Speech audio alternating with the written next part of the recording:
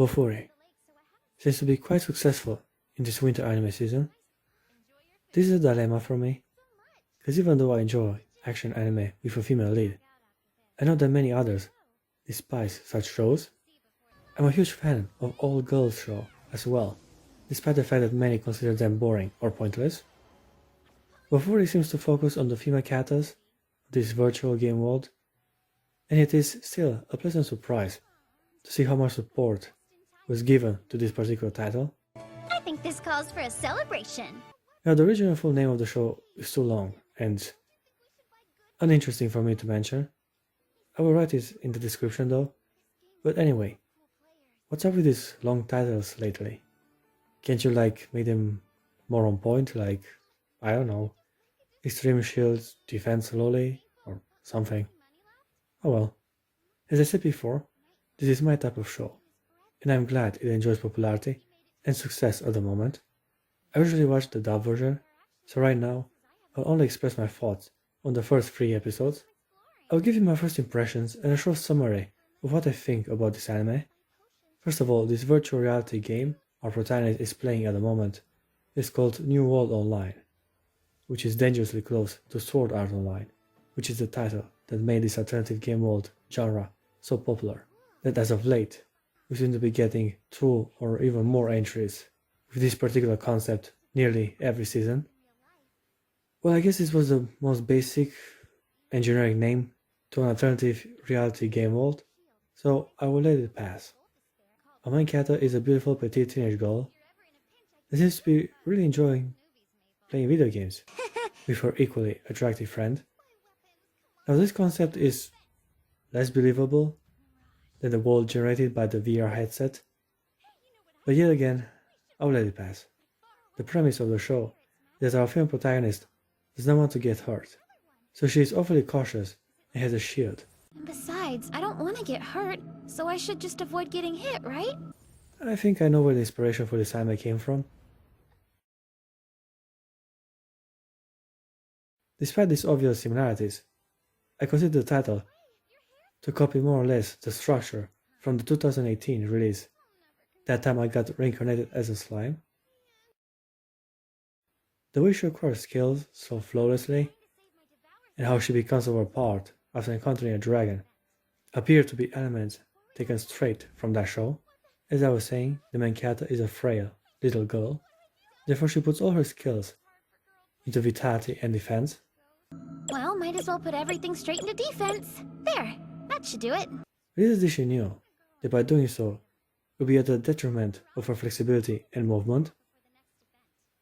Kaede is of course a newbie, and she has little understanding on how MMORPG work, but her naivety and stubbornness result in some rather impressive achievements. She spends most of her time leveling up her defense and resistance to the elements, gaining a lot of durability against weaker enemies. Oh no! I'm stuck in turtle mode because I have 0 agility points!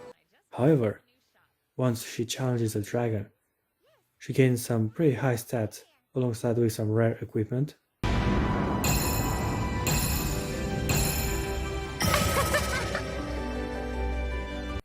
Which made Kaede overpowered when it comes to her impenetrable defense.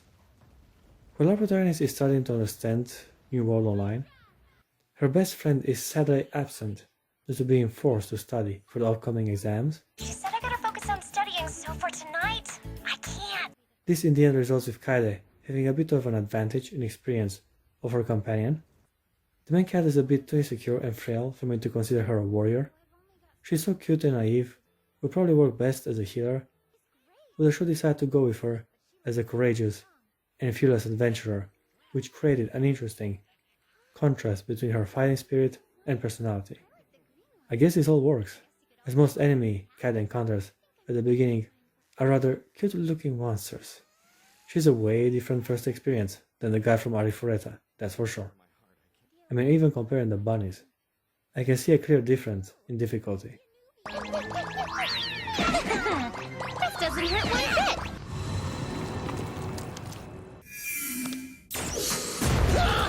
Kaede's best girlfriend Risa seems to be an experienced player. She might even be a professional gamer, considering all her trophies and awards that are on display in her room, but Kaede also has her chance to shine as an event occurs, a battle royale, nonetheless, which is sure to reward the frontrunners with fame and limited edition items. Encouraged by the eventual rewards, the main cat is determined to participate and make a name out of herself amongst the other players, and that she did. Not only did she place in the top 3 contestants, but Kaede also managed to successfully defend against numerous waves of enemies. At this point it was obvious how overpowered her items are. Was she not been hit yet? Who knows? Is that shield even legal? As Kaede is barely just defending, and she's still getting instant kills on other players who have unfortunately decided to ambush and attack her.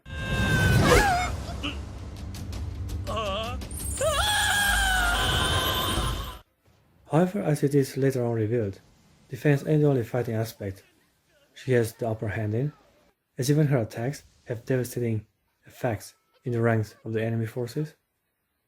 As the event came to a close, the main character managed to rank in the top 3 players of the competition, which attracted a lot of unwanted attention from numerous skillful adventurers that were eager to steal her place.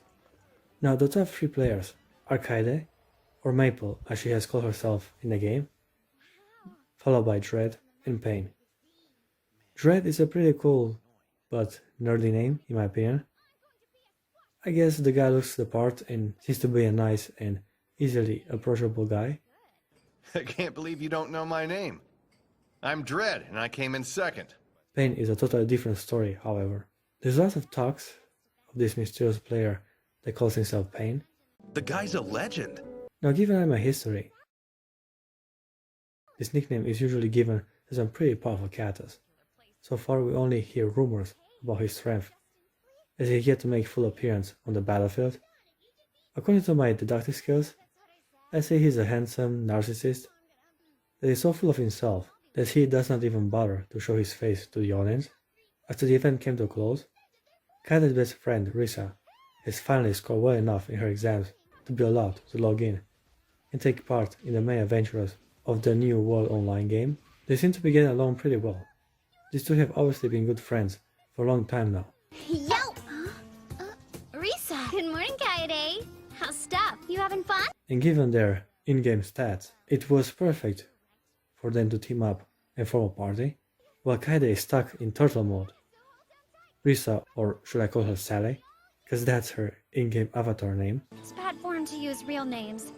So don't forget to call me Sally, okay? has decided on a more balanced distribution of skill points. Therefore she can move on normal speed, unlike her companion. Wait for me! Whoa, sorry! That was too fast for her?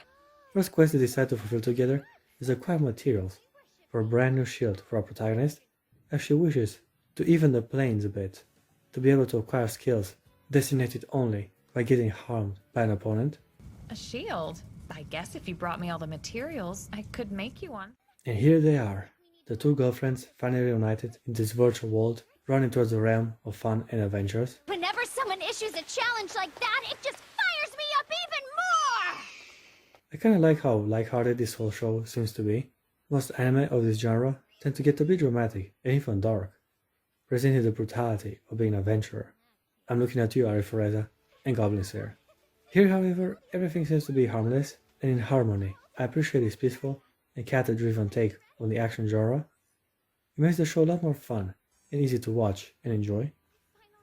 Watching BOFURI is relaxing, and a good break from all the cursing and killing that stand at the core of other anime titles, like this season's popular entry known as Darwin's Game. Instead of killing people and running around to save your own life, we have two cute teenage girls enjoying the youth while fishing on a lake for various items. I don't know about you, but when I'm stressed or upset, I rather just play myself a few of these episodes.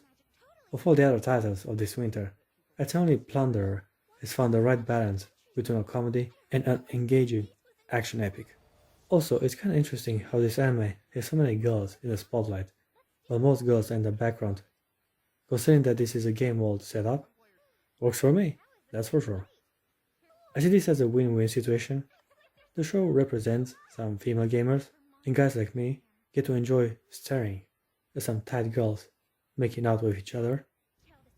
Well, to be fair, This ain't Senran Kagura, so there ain't that much fan service or girl on girl action to speak of, sadly. But a man can only hope that eventually Kaede will get romantically involved with her best friend in this alternative reality, and especially in the real world. Give me some citrus action here, cause I'm hungry. And are these eggs? Yep.